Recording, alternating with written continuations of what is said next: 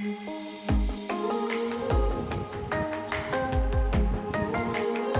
প্রথমে মাত্র 5 টাকা প্যাকেট একটা সুজি নিলেই হবে। তারপর সেই সুজির সঙ্গে নুন, দই এবং দইয়ে থাকা জল মিশিয়ে 3 ঘন্টা মতো ঢাকা দিয়ে রেখে দিতে হবে।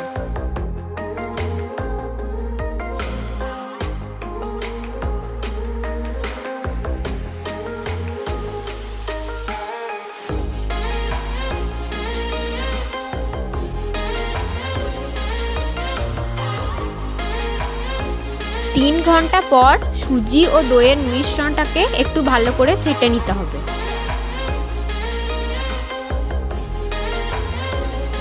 তারপর তেল গরম হয়ে আসলে এগুলোকে বড়ার মতো ভেজে নিতে হবে।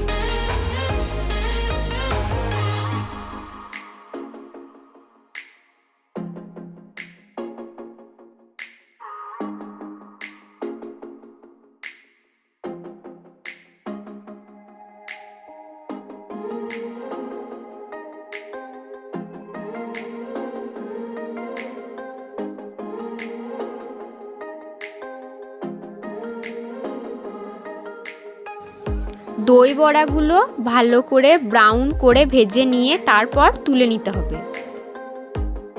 তারপর হালকা গরম জলে নুন মিশিয়ে বড়াগুলোকে 5 মিনিটের মতো ভিজিয়ে রেখে দিতে হবে।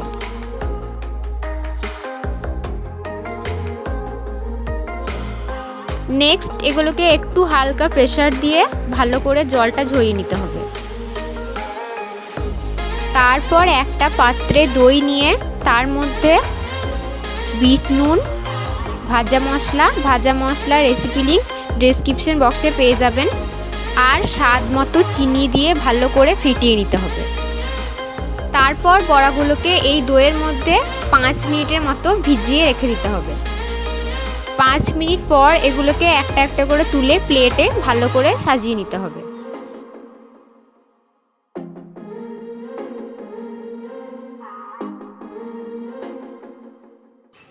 এইভাবে সব বড়াগুলোকে প্লেটে সাজিয়ে নেওয়ার পর বাকি যে দইটা থাকবে সেটা বড়াগুলোর ওপর দিয়ে দিতে হবে। তেঁতুলের চাটনির রেসিপি আপনার ডেসক্রিপশন বক্সে পেয়ে যাবেন। তারপর এই চাটনিটাও দই বড়ার ওপর ভালো করে দিয়ে দিতে হবে। তারপর ভাজা মশলা আর বিট নুন দিয়ে দিতে হবে।